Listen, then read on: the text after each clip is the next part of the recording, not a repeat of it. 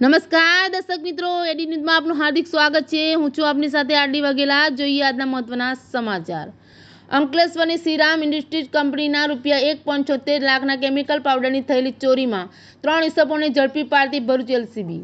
અંકલેશ્વર જીઆઈડીસીમાં આવેલ શ્રીરામ ઇન્ડસ્ટ્રીઝ કંપનીના છેલ્લા 3 મહિના દરમિયાન ₹1.76 લાખની કિંમતના 80 કિલો પાવડરની થઈ ચોરી। આ પાવડરની ચોરીમાં ભરૂચ એલસીબી પોલીસે 3 ઇસમોની ધરપકડ કરી ₹1.79 લાખનો પાવડરનો જથ્થો કબજે કરી અન્ય એક ઇસમને વોન્ટેડ જાહેર કરી વધુ તપાસ હાથ ધરી છે। અંકલેશ્વર જીઆઈડીસીમાં ખ્વાજા ચોકડી નજીક આવેલ શ્રીરામ ઇન્ડસ્ટ્રીઝ કંપનીમાં તસ્કરો ₹1,76,000ની કિંમતના 80 કિલો કેમિકલ પાવડરની ચોરી કરી ફરાર થઈ ગયા હતા। જીઆઈડીસી પોલીસ મથકમાં પોલીસ ફરિયાદ નોંધાવી હતી, જેની તપાસ ભરૂચ એલસીબી પોલીસે શરૂ કરી હતી।